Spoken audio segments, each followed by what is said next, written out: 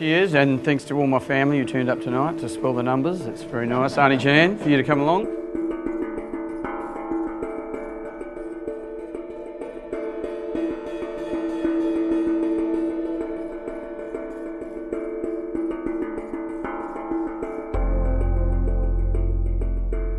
Just at the start, I actually work half-time for Edith Cowan University and the Department of Environment Conservation, so I've got two masters who've let me be here tonight.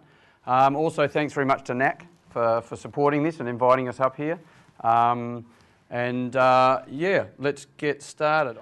I've been working with pinnipeds, which are seals, fur seals, walruses, for about 15 or 20 odd years. I work with a range of other marine vertebrate species as well, sea turtles and dugong.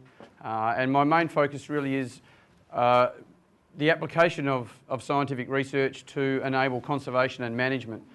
So not just purely academic research, but also about using it in conservation and making some kind of changes, trying to affect some changes which we see as important for conservation management. Why talk about sea lions? I saw that written on the top of the flyer and I thought, well, that's a good question for me too. I'm not quite sure sometimes. It's good to have a think about it. I guess inherent in a conversation about things is really about a two-way passage of information, and so as interesting and as comfortable as it is for you guys to sit back, it's nice then to also, I would like to hear the stories that you guys have. You live around the ocean here, you're here a lot more than I am, and so you see a lot of things, and I'd certainly be interested to hear your feedback, but also just things that you've noticed, because from talking with people who are on the sea, we learn a lot. And we can overlook things because we spend relatively small amounts of time out there. Being named expert seems to imply that we sort of know everything about stuff, but we certainly don't. So I'm more than grateful to be involved in this, but certainly hope that you feel comfortable enough to come and have a yak afterwards as well. So I'm just going to give a quick outline really what I'm going to talk about tonight. I guess just some sort of general and specific knowledge about pinnipeds. So pinniped means fin-footed, so it really applies to the fur seals, sea lions, walruses, as a whole group of animals. And then to some specialist knowledge about the ones that live in this area, and specifically the Australian sea lion, which is found in the waters here. And just, I guess, some other interesting information about them. They've been linked in with human culture through exploitation, and there are lots of folkloric stories about sea lions with regards to survivors of shipwreck survivors, and very pertinent stories, you know, locally here at the Abrolhos Islands and further south around the Jurien Bay area. So they're entrained within our culture in lots of ways, and through Indigenous cultures, and then with our, colonial cultures as well. So there's more to it than just, I guess, straight out factual scientific knowledge, and that's something that I find kind of interesting as well. And then I guess a summary of the work that we've been doing, which will hopefully impart a bit of knowledge about the animals and what we find interesting about them. These species are important top-order predators. They consume a lot of prey. They have a role to play in the ecosystem, but they also have an intrinsic value to us. Lots of us identify with these animals. They've evolved from the same line of carnivores as dogs, and when you look at them and you see them, you feel, I don't know, some of us do anyway, feel some kind of affinity in that regard. We see something that we recognise. And they also have some kind of economic value as well. They are part of an economy. So they have values in a number of ways. They've been around for about 20 million years. So ancient pinnipeds have evolved from the land carnivore line about 20 million years ago. Now all those old pinnipeds have died out. The current crop, as it were, of pinnipeds worldwide evolved around 2 to 2.5 million years ago. So the species we've got in our waters here are at least that old. So they've been around a long time. They've seen a lot of changes. They've seen variation in ocean currents and temperatures and things over time. So what we see today is a result of a myriad of factors that have happened over time, and not just the static environment that we see at the moment. And I guess the other thing is that we have lost some species of these conspicuous marine fauna. Very large animals, very large species. Sometimes you think they're quite robust to change. They're able to maintain and exist. But certainly there have been a number of species that have gone extinct, and once they're gone, of course, they're gone forever. And it's a message we hear a lot about, but it's always worth repeating, I guess, that you can see that these things might disappear, and if they do, that's kind of it, they're gone. They also straddle both worlds, the terrestrial and marine worlds. They haven't completely lost their heritable characteristic, I guess, of coming from the land. They still use the land to breed and to give birth. And so, but then they go and make their living, as it were, in the ocean. That's where they forage all the time. So they are good indicators of both terrestrial and marine environments. So they are very important in that regard, in terms of they are indicators of the whole system that we have. And so from that perspective, they're an important animal to assess their health, because they tell us about the health of our environment. So as I said before, there's been this link between human culture and seals, the pinnipeds, for a long time, and certainly prior to colonisation, they've been used by not just Noongars in the southwest of WA, but all across their range through South Australia and Victoria and Tasmania. They've got a number of names within dialects, in various dialects within the southwest here, but they had been used for their skins and for their oils to be able to mix paints, and also for food on some occasions as well. So they have a long history. They've had a long history of use and a long history of interaction with people. But then there was, I guess, a notable increase in exploitation of the animals during the commercial sealing era, when they were exploited for their furs and their oils, which was driving some of the industrial revolution in the world. Into the oil was used to light lamps around the world, as was whale oil. Now, given some of the stories that have come out of some of the diaries of these early explorers, which are shipwrecked, are fascinating kind of tales, as it were. There was a small party headed by Abraham Lehman that were marooned on some of the islands around Injurian Bay at a pretty small boat, about a 14-foot skiff.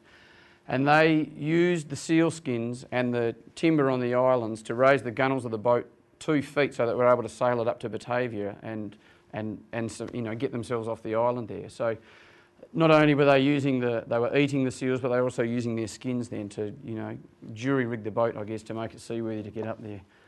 There are pretty celebrated stories about the Batavia shipwreck survivors and the Zeewick survivors who existed out on the Abrolhos Islands for, in the case of the Zeewick, they were there for over 6 months. The good thing about the Dutch was they kept very detailed diaries, and so we were able to pick out, the exact number of different species that they were harvesting, and also the amount of effort that they really were using to try and harvest these animals. And what is, I guess, the common story through all these examples is that very quickly these animals became scarce, and so that they depleted the local resource very easily. And I guess this is the first lesson in natural resource management coming out of that. The resource of the pinnipeds here on the west coast is a very small one, and is very suspect and subject to these removals and mortalities, incidental mortalities, can have a very big effect on the population here. And so I guess the signature is in the history there, that we really need to be careful about managing these stocks. Now, I guess in common with that fact that there really aren't a lot of animals out here, was that commercial sealing was not really, there weren't many examples at all of it around here, because there just weren't the animals in large abundance that it was really worthwhile for them, when there were much, I guess, happier seal hunting grounds on the south coast through South Australia and Victoria. So to some extent, the populations here really escaped the wrath of the commercial sealing era. So in terms of the species we're talking about, there are 2 resident pinniped species in WA that breed here. The New Zealand fur seal, which was really the target of the commercial sealing industry within Australia, because of the value of its pelt. It has this very thick down coat, which was the focus of the industry for selling furs to China. The sea lion itself was not such a, it wasn't targeted as heavily because the pelt wasn't worth as much. The oil was valuable, but they were only worth about 1/10 of what the fur seal was. Now, based on that, the fur seal was the one that suffered mostly in the commercial sealing era, and were virtually wiped out throughout most of WA. But I guess recently, in the last 30 odd years, they have made a pretty spectacular recovery. We just conducted an annual a survey of the breeding populations all through the south coast on about 20 breeding colonies, and the population seems to be stabilising to some extent. So there's around about 18,000 of those animals, of New Zealand fur seals just in WA, closer to 60 to 80,000 of them throughout South Australia and Tasmania. But within WA, the number of sea lions is almost an order of magnitude less. There's only about 2,500 to 3,000 animals, not very many. And then along the whole west coast here is a very small subpopulation again of maybe about 700 or 800. So we're talking about a very small sort of population. The interesting thing that's happening with the New Zealand fur seal, that whilst it is going gangbusters, the sea lion is not really faring so well, and there are some examples in areas where the populations are suffering some low-level declines. And whether or not those two things are coupled, we're not sure, but certainly there is real cause for concern in terms of the vulnerability of the sea lion and its longevity. The other interesting point with the New Zealand fur seal is it's now pushing up around on the west coast, up around past Perth even, and there's populations a little haul out around at Jurien Bay, far beyond what it was historically. So there are no records at all within explorers' accounts, sealers' accounts, and they would have noticed this animal because it was worth money. So it was, wherever it was found, it was noted. So there seems to be some kind of range increase that this species is undertaking. And again, the interesting thing of that is it's pushing towards the equator in an era of climate change when most species are going the opposite way towards the poles. So it's a bit of an anomaly in that regard as well. So there are changes afoot in the marine system here. Right. Onto the Australian sea lion itself. It's currently listed federally as, on the threatened list, as vulnerable to extinction because of a number of reasons, and we'll look at the threats in a second. But mainly it's really about the fact that there are very low numbers in the population and there are concerns about declines in some areas. It's an oddity as a pinniped, as a seal. It has evolved a weird, unique breeding system. Most seals breed every 12 months on the dot in a season that's very good for pup survival and also good in terms of food abundance for the mothers to be able to feed the pup at foot and feed themselves. For some reason, this species has chosen another path and they've lengthened the cycle to 17.5 months. It doesn't fit in with the seasonal, an 18-month cycle of going winter, summer, winter, summer, winter, summer. So it means that females will actually breed at all different climatic conditions throughout their whole life. The other interesting thing is that amongst all the other species, they will breed at exactly the same time. All the colonies for New Zealand fur seals will breed from mid-December to mid-January across the whole range from WA through South Australia, through New Zealand to the subantarctic islands. It's entrained all in exactly the same timing. For these guys, the colonies all breed at individually different times, and so that across the range there is breeding going on at any particular time. Right now, probably in fact, somewhere across the range, there's breeding activity happening. So this asynchronicity and this extended breeding cycle, we think is something that they've evolved in an environment that has sort of low productivity, and it enables them to have a longer gestation time, longer time to weaning of the pup so that they get greater survival.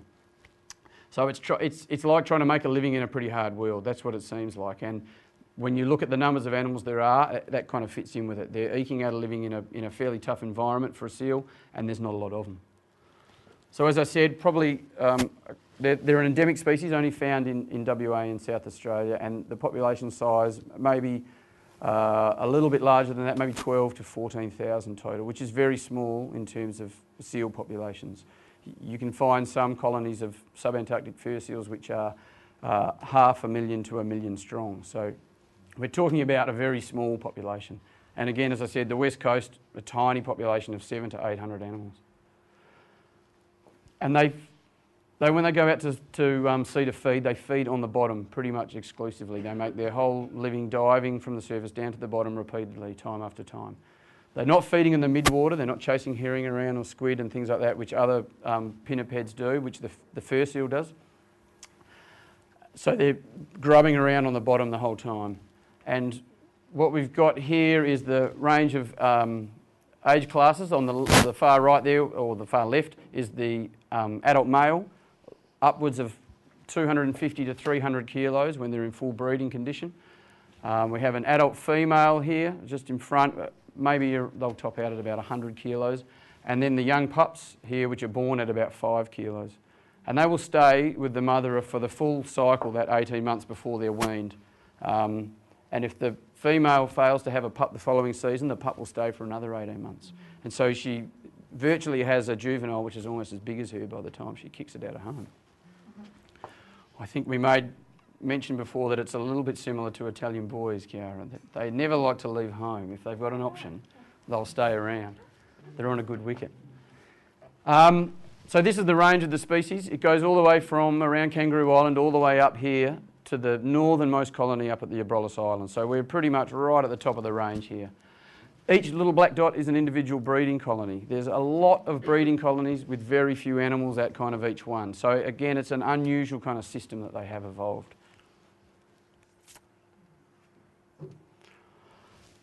And one of the things that I looked at in one of my studies was the genetic relationships between the different colonies. We thought that given they have this very strange breeding structure, one way that that could be maintained is by the fact that the females will only come back to where they were born because they are born with a certain timing of breeding entrained in them.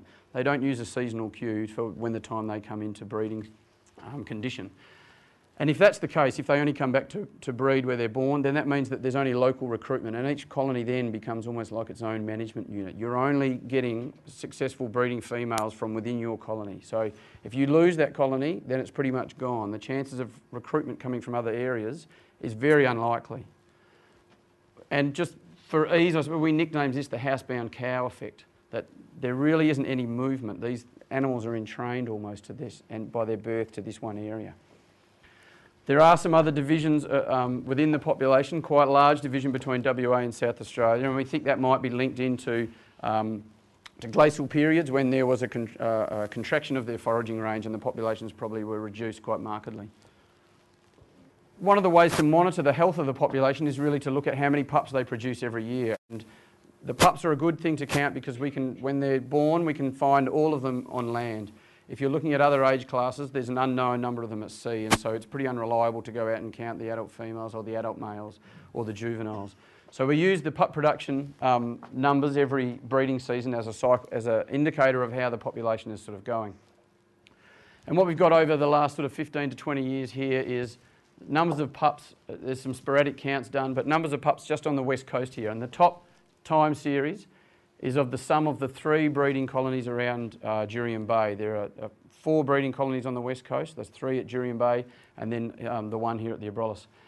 And the black line through, it goes up and down. You can see pretty obviously there's variation. We're not really sure exactly what all that variation is about, but the line is slowly sort of going down, and that's a little bit of cause for concern for us.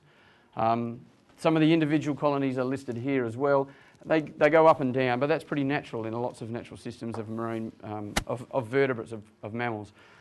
So whilst there is a little bit of noise about it, this sort of continuing, this little trend downwards is of some concern and is not just confined to the population on the west coast here. There are other colonies throughout the range in the south coast and in South Australia where we see the same kind of pattern. So we have some reasons for being cognizant, I guess, of needing to conserve the species. And through the listing under the federal government, there were a number of threatening processes identified, and one of the major ones is bycatch in fishing operations. And so this is entanglement in active fishing gear. As I said before, they spend nearly half the time when they leave the shore, go to sea and coming back, actually on the bottom of the sea. So they're spending a huge amount of time on the bottom there. So if you set demersal gill nets on the bottom, as is done in the shark fishery, then they can pose a pretty serious risk to a species that's out there foraging around on the bottom. They're also at risk to entanglement in marine debris, and we've had many examples out at the Beagle where we have removed these sort of neck entanglements from animals, from sources such as bait bands, shock cord loops, nylon monofilament fishing loops, some lost scallop trawl netting, a whole range of things. We even had one at Jurien Bay with a pool toy that is stuck around its neck. So one of the, I guess none of that is intentional in some ways, but it's just a reflection of what the amount of rubbish there is in the environment. And I guess one of the things that puts them at risk is that, like a dog, they're playful and they will find things to play with. And I've seen animals with loops of rope catching it in their mouth and flicking it up and down like this to try and sort of catch it again. And you can see it's only a matter of time before it sort of goes around its neck. So they spend a fair bit of time playing. If there's rubbish around, then that's kind of the thing that happens. They are also as top order predators, they bioaccumulate all sorts of poisons and pollutants that are in our environment, and so that they are at risk of whether it be lethal or sublethal effects of mercury, heavy metals, and a number of other chemicals which can disrupt their hormonal systems and can cause problems in terms of the breeding cycle.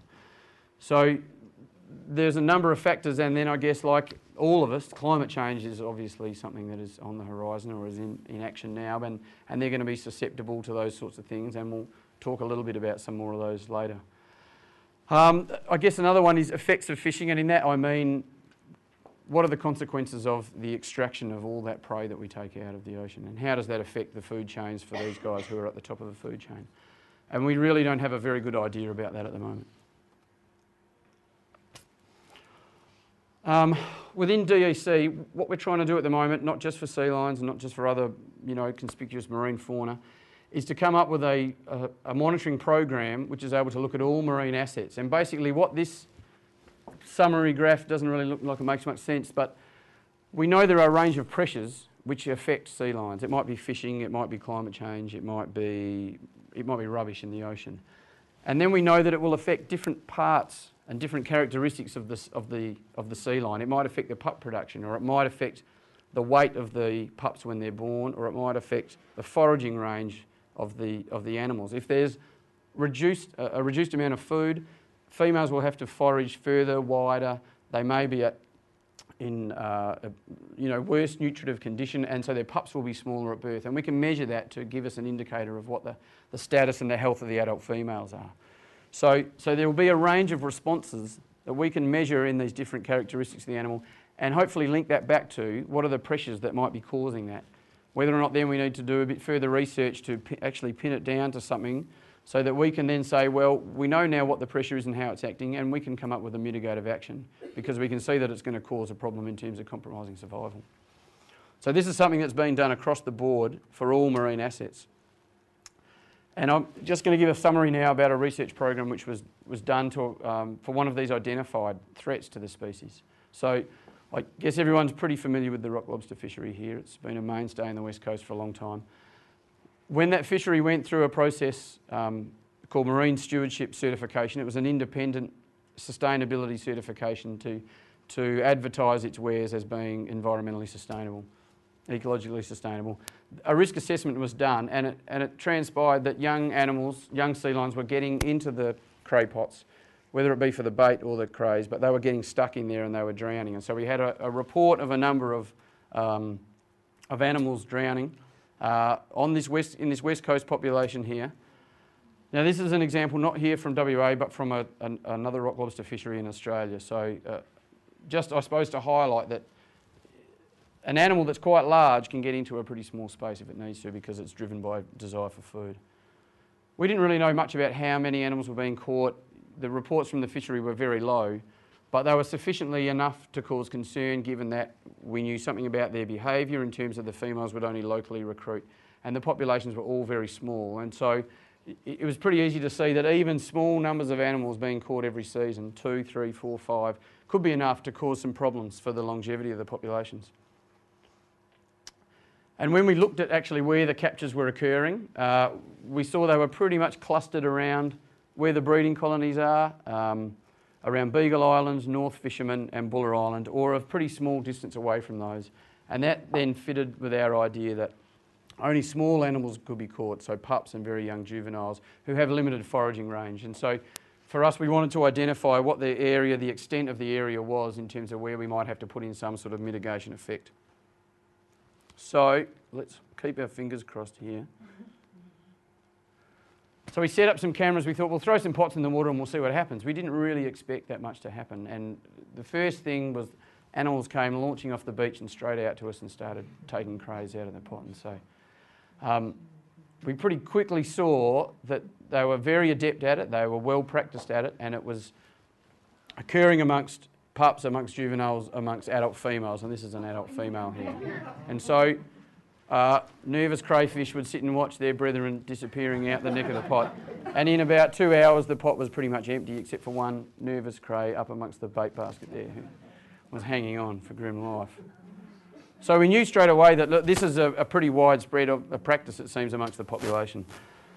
And so a program was established to look at ways that we could modify the pot, somehow modify the entrance of the pot so that the crows would still go in, but the seals were kept out, because it seemed it was pretty easy to see how far the animal's going in. If you're small enough, you'll fall in, you'll be trapped. And we saw that happen on a couple of occasions when we were sitting there by the boat. We were able to get the animals out. So after a couple of years of pretty extensive trials within the industry, and I have to thank the industry for their involvement in this and their willingness to be involved and experiment and be part of the process and suggest some of these ideas, we came up with a final design which is not really rocket science, it's just a bolt screwed to the bottom of the pot. So it's not overly complicated, but it's nice and simple, and that's the good thing about it, that it works. And so, you know, after years of trials of lowering the bolt, you know, 10, 20 millimetres, we came up with a system that we thought worked pretty well. Now, we also learn a lot about sea lion behaviour in these interactions, and it was interesting to watch how other sea lions would hang around the edge when one would stick its head in, because the natural action of the crayfish is to spread towards the edge of the pot and even hang their tails through the battens. And so that's when the others would come along and suck the tails off the animals that were silly enough to put their battens. So whilst it was hard to get your head in the pot still as a sea lion, you could probably get a feed out of them as well. So, you know, predators are pretty smart. They work things out, don't they?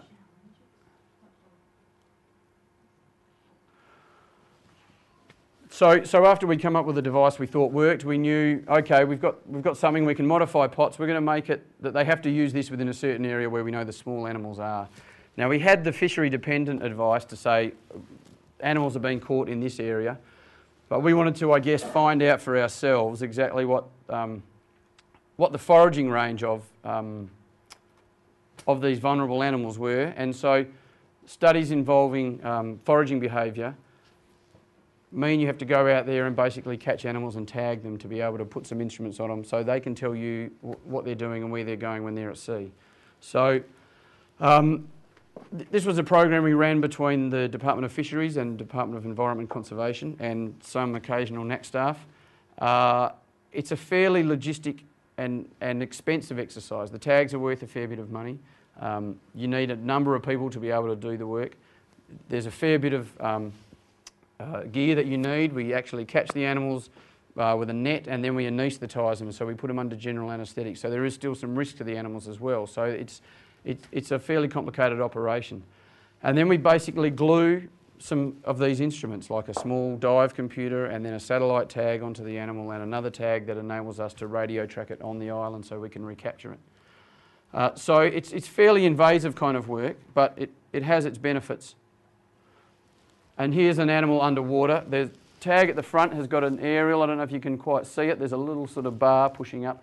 When the animal breaks the surface, that's when that aerial is able to communicate with the satellites. Now, we don't get a position every time, but that's how that tag works. The one in the middle is basically just like a little dive computer, and it records its depth and the time and it's diving the whole time when it's out there at sea. And then we also give the animals a little bit of an identifiable, just a little shave onto the animal, so if we see it visually we know which animal it is as well. Now, we only deploy these for probably 4 to 6 weeks because we don't want them to be on the animal for too long.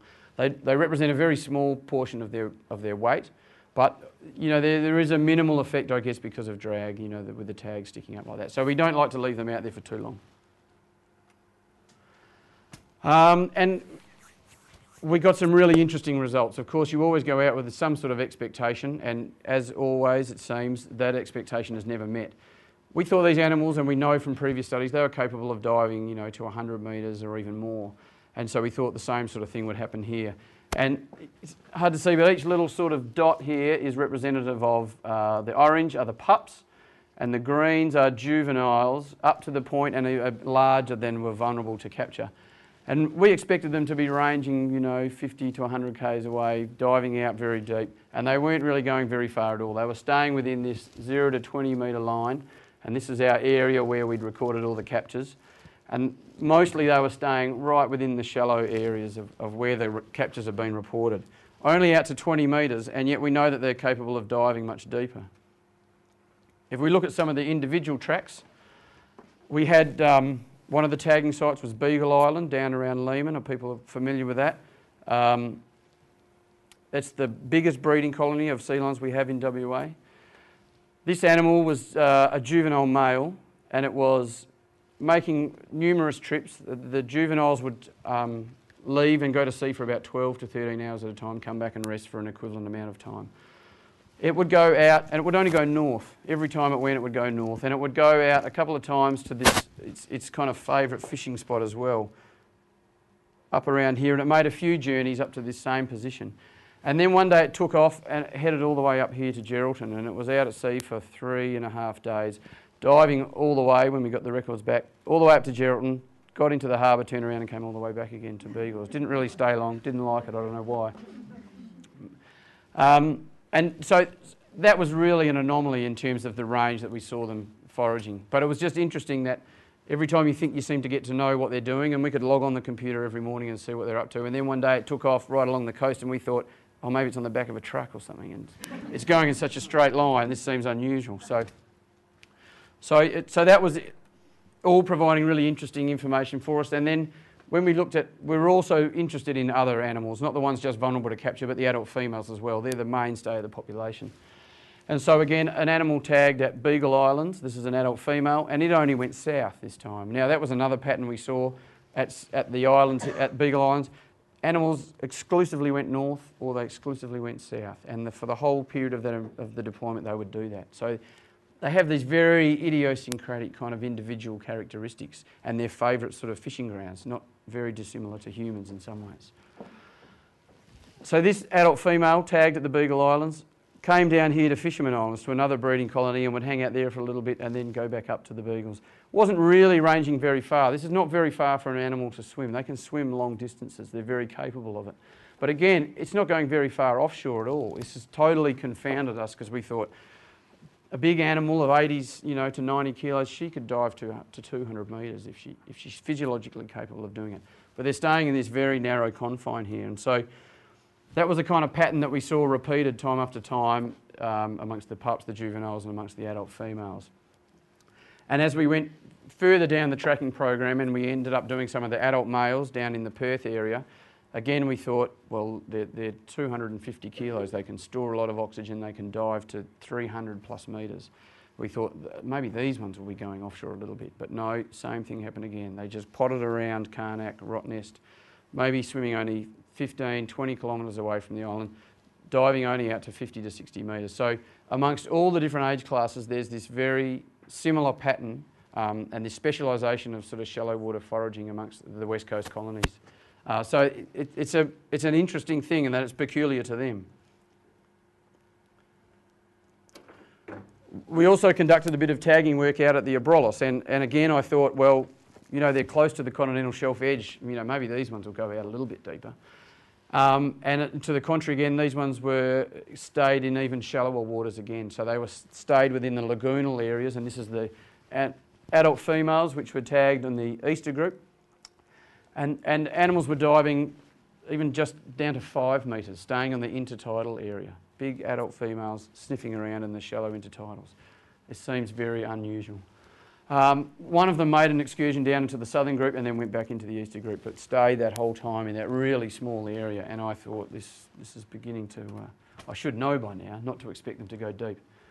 And the same thing again with juvenile animals, stayed right within the lagoon mostly, and again I guess supported all this evidence in the West Coast population that these animals stay and dive in very shallow waters, and it's a real specialisation for them.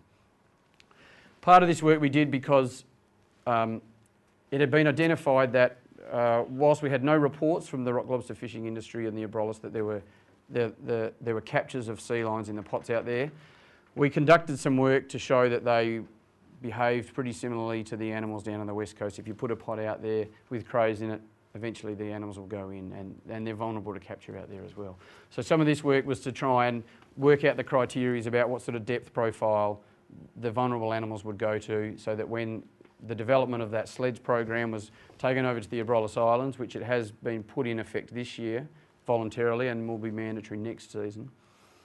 We were able to get some biological information so that we could base where we were putting where we would put the use of the sleds in place.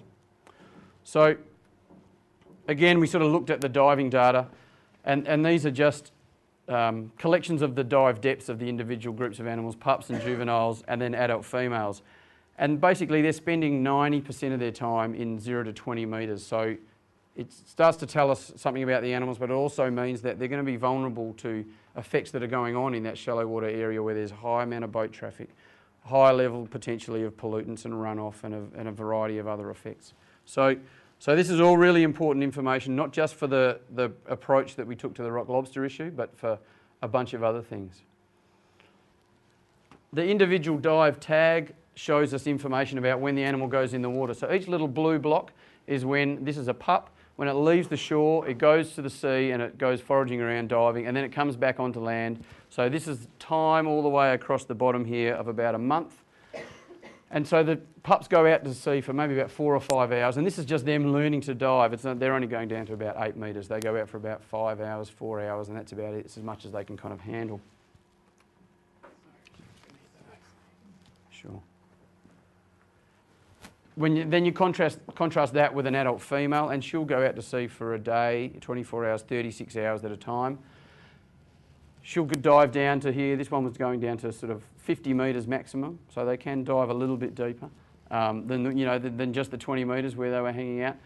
But then they go back to land, and they've got to spend that time on land feeding the pup. So it's pretty much all the time at sea diving. And if you look at like the individual trace of an animal, up the top there is the surface, and then this is the animal diving down here to 40 metres.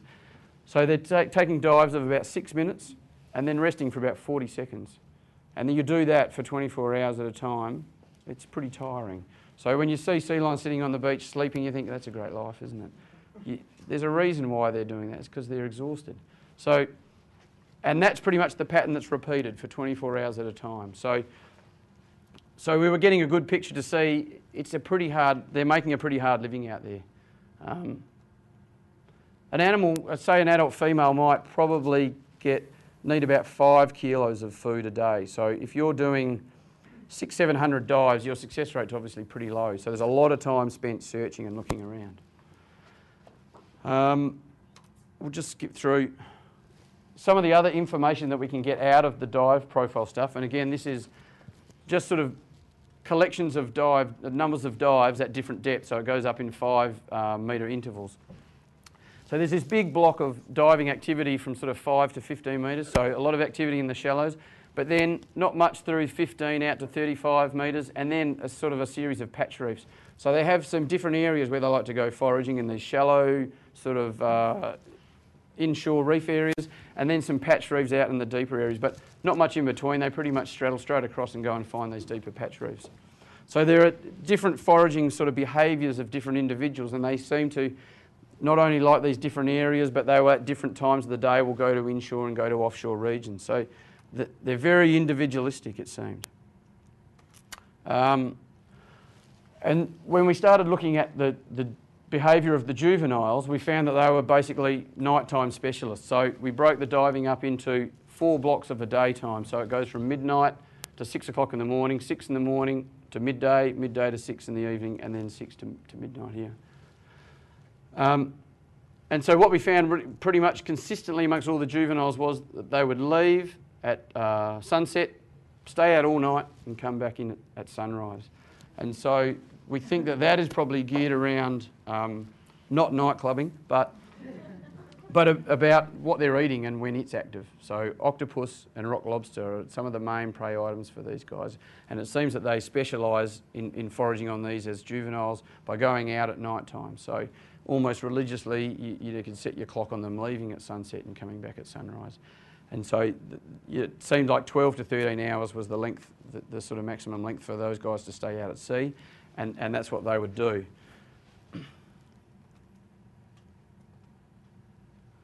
At the end of the talk, I'll show you some of the other advances that with the technologies that we have now.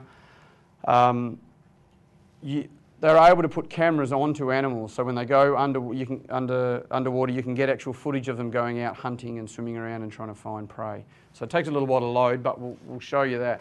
So throughout the time that I've been doing this research, the advances in the technologies and the way of transmitting these technologies to people has changed so dramatically. And you know, we're all, I guess, even just struggling to keep up with the rapid advancement of the technology, the tags and the interaction of the way they're going. The latest series of tags are basically like phones. The animal, you can program that animal to phone you back to give you the data. You can then phone it to change the criteria on its tag, and it will phone you back again then to say, yes, okay, I've done that, and now this is what I'm doing. And then you can do that repeatedly and change the way the tag records data. And so there's a kind of brave new world of the kind of information that we're going to be able to get. And we'll look at these old studies and say, oh, that was quaint, wasn't it? It was interesting, but we didn't really know what we were doing there, did we? So we'll wait to the end to see if we can... So part of the development of technologies has been, you know, the use of Google Earth. And so when we go log onto the computer, we can get our data of our daily fix of where our animals have been.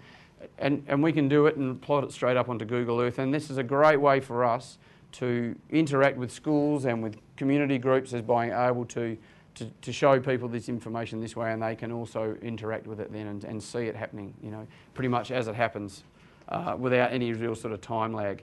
And it means we can also use the broader community to some extent in doing the research. And we ran a little program with the Jurien Bay Primary School when we were doing some of the tagging stuff down there, and we would give them the data and they would plot it up on the maps, and they would say, oh yeah, look, it's gone up here today and it's gone this way. And we ran a program for about 8 weeks, and in the end we took the kids out to the local colony at Essex Rocks there, and the amount of information that they'd learnt from analysing the positions and the dive data was really fascinating to see. That they would then start asking questions to me, and I'd be rubbing my head saying, well, I hadn't really thought of that. That's kind of interesting. So they're only limited really by the amount of information and the scope that they are given to be able to understand stuff. And I think that's some of the really rewarding work that we get to do. By contrast, I guess I just want to highlight the differences that we see in these different populations of sea lions. So we undertook some tagging studies across the south coast of WA, because one of the other concerns is this bycatch of sea lions in demersal set gill nets, in shark fishing and scalefish nets. And fishing occurs all the way across the south coast, and there are breeding colonies of sea lions all the way through there. This is one colony, Investigator Island, which is about 15 nautical miles off the coast, around about Hopetown, near Fitzgerald River National Park. And this is the continental shelf edge out here, 100 metre, 200 metre line. And so this is a distance of about 40 nautical miles, or 80 to 90 kilometres. These animals would make round trips of 130 to 140 kilometres, diving out to 100, 120 metres deep. So exhibiting very different behaviours to what we're seeing on the west coast. And I guess it just highlights that there are real differences, and that what we find in one area won't necessarily apply to another area. And that's been something that the lesson that we've learnt along the way. So again, a juvenile animal, equivalent size on the west coast, is probably diving maybe to a maximum of 30 to 40 metres. These animals here, they go straight off the colony, it goes down to 60 metres kind of straight away. So they have no option really but have to forage in these really deep waters. And they're very different habitats, I guess, to the limestone dominated reefs that we have here. It's these sort of granitic peaks and then sand and silt areas, so that it seems that they have to forage a lot wider and more extensively than the populations on the west coast do. And maybe by dint of that expose themselves to potentially greater bycatch rates, because they're out there on the bottom shifting around a lot more. I guess we also got to see one of the other risks, as it were, to a marine mammal in the Southern Ocean, and that is predation by great white sharks. And we had one animal come back up that we saw when we went out to recapture the animals, and we saw it walking pretty awkwardly on its foreflipper, and it had actually been caught, we think, in the mouth of a white shark, and it had been stripped open, the foreflipper. You could see pretty much the sort of skeletal structure. But it had healed over sort of quickly, relatively quickly, and so the bleeding had stopped. But it was having trouble putting any weight on that sort of flipper. And we caught the animal, and we got the tag off the animal, the dive tag, and we could pinpoint that exact time when we saw it shoot to the surface and then disappear up onto land, and it stayed on land for about 4 days afterwards as it was trying to sort of recuperate. And so for us, that was a really vivid demonstration, I suppose, that if you're out diving around in the dark and in the depths down to 100 metres, then there's other things around there as well, and that one of the consequences of doing that behaviour is you have to be vigilant, and that affects how well you can find what you're trying to eat as well. So it's something else in the mix, I guess, for these species, is that they have to be wary of that kind of behaviour of their predators. But they have this remarkable capacity to be able to heal from these seemingly horrific wounds. You often see animals with really large scars across their sort of back and their dorsal surface, quite deep, extensive scarring, but it heals over. The animals have quite, it seems, really impressive immune systems to be able to respond to that sort of stuff. And so then again, this is the dive trace of an adult female on the south coast, and this is down to 90 metres here. So if you're fishing on the bottom and you're going down to 90 metres, it takes you a lot longer to get down there, and you've got less time then to have a look around for what you're trying to eat. And you've probably got one eye out looking, thinking, well, there might be something hovering over the top of me as well. So again, going out for a day or two at a time and diving down to 90 metres repeatedly for that period of time, you need a longer rest time in between. But that means you've got less time on the bottom to actually find what you're looking for. So it's a bit of a compromise then on how effective you can be in finding your prey. And then again, if you look at the spread of dives across the depth, the bulk of them is really occurring from the 40 all the way out to the 80 metre. So really none of that behaviour of diving in the shallows being able to find prey amongst the south coast animals. So it just highlights to us, I suppose, how different it is in every different situation, and that sometimes it is hard to be able to just use the data we have from one area to apply it to another. And one of the things that we've been doing then is we take all that information that we've got from tagging animals, and we're trying to work out where the real risk is occurring for these species with the shark fishing. And so what we've done is really create a kind of a computer model where each little red dot is a sea lion and is happily swimming around here. Like, some of us from the 80s remember computer games like this, like Ping. So this is like 5 years and hundreds of thousands of dollars of effort. It doesn't look that impressive, but that's what the result is in the end. So what we're doing at the moment is basically trying to create little computer models of how the seals go out and how they behave in terms of a foraging trip. And then we can use the fishing data from the fishing fleet where they've actually placed the nets. And so we're able to run a whole year's worth of seals going foraging and a seal's worth of fishing effort and plonking the nets down. And we can collate along that way how many times is it that seals are maybe going to bump into nets, and look across the whole range of the species and say, well, this is where there might be some higher risk, and maybe this is an area where we should then go out and do some independent observations to say, well, let's try and determine exactly how many seals are maybe being caught in the nets. And given that we know that very low levels of constant incidental mortality could be of concern, we really want to use that kind of time to investigate in the right area. If we send people out on boats looking in areas where that's not going to happen and they're not going to see anything, it's a very cost-ineffective way of trying to work stuff out. So that's one of the programs that we've got going on at the moment. One of the other, I guess, always current topics of conversation when it comes to seals is seals eat fish. If there are less seals, there'll be more fish for us to catch. And this is often an argument that comes about when returns in fisheries are declining, and it might not be just because of the fact that there are more seals around. It's possible that the fishery has been overfished. And in most cases, the reality is food webs are so complex that really it's not that simple. We can't just pluck one out and say, great, that'll fix everything, we'll get more fish to be able to catch. So, despite the complexity of it, this is I guess a simplified food web of the Benguela system, which is off the west coast of Africa, which is a very high productivity system. Millions of Cape fur seals in that area. And they, as it was believed, were eating hake. Now, there are two species of hake. One is a commercial species and one is a non-commercial species. It was thought that the fur seals were eating the commercial hake, and that was why the fishery catches were going down. So they said, we're going to have an intervention program here where we're going to go out and we're going to cull hundreds of thousands of seals, and it's going to reinvigorate the fishery. What they didn't understand was that the seals were actually eating one of the predators of the commercial hake. So they were eating the other species of hake, which is not the commercial species.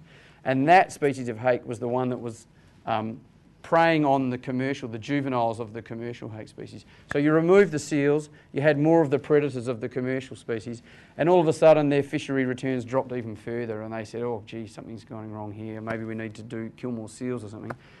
But after some investigation, they realised that you can't just go in and make very simplistic assumptions about how a food web works. But despite that, there are still continual calls in Australia to reduce the numbers of fur seals because they're very conspicuous and their populations have been rapidly recovering, and fishery returns have been declining. And so the perception is that, yes, seals consume a huge amount of prey, but it's not a simplistic argument to say that all that prey will turn into fishery return prey if you just remove seals from the equation.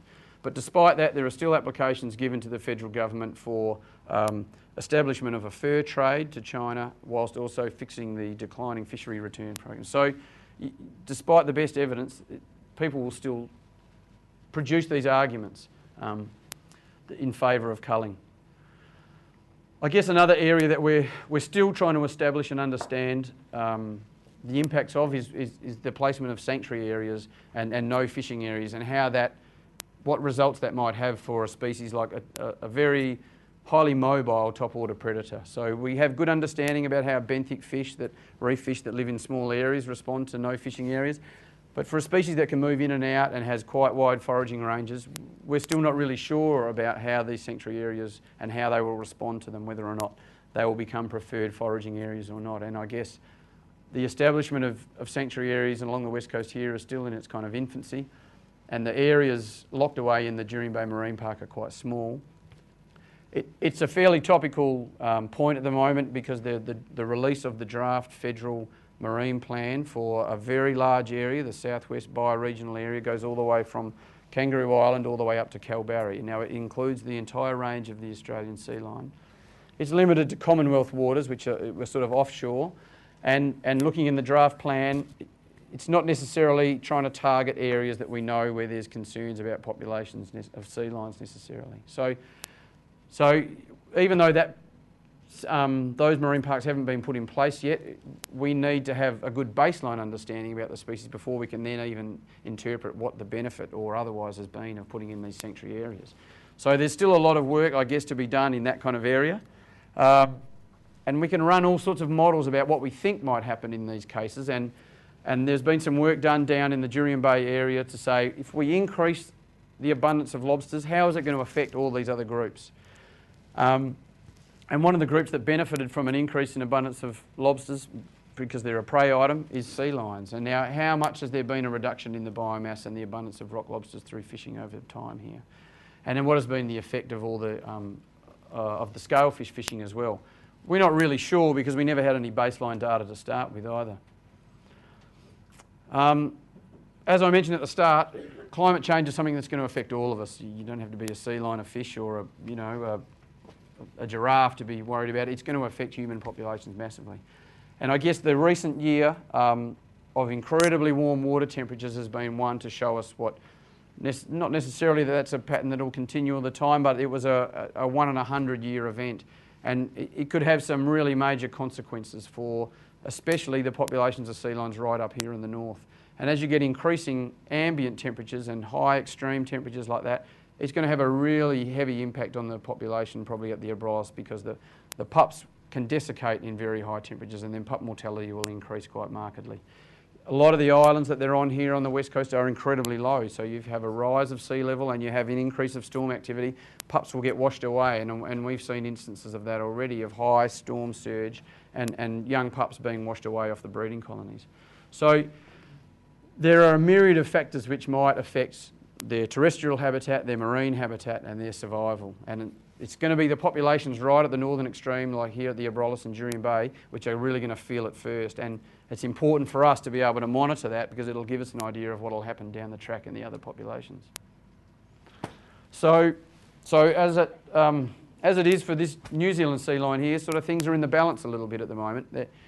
We know of some of the problems that have come about, and we've been able to meet those, and we've made some management changes which hopefully are going to benefit the species.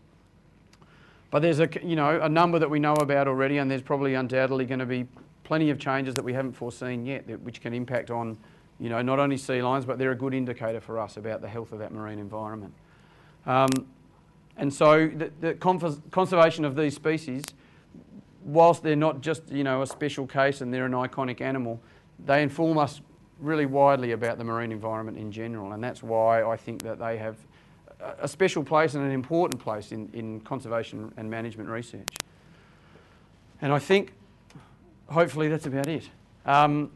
So just again, in summary, to thank all the funding bodies that have been involved, the Northern Ag Catchment Council, the once was named Department of Environment, Water, Heritage and Arts, Federal Government Department, the Australian Marine Mammal Centre, who have all offered and given us financial support throughout these research programs over the last 5 to 7 years, and staff from DEC and Department of Fisheries here and down in Jurien Bay, and all the rock lobster fishing industry councils and fishery bodies who've been involved with the work. So at that point, that's it from me for a bit. So if you have questions, etc., I'm more than happy to answer.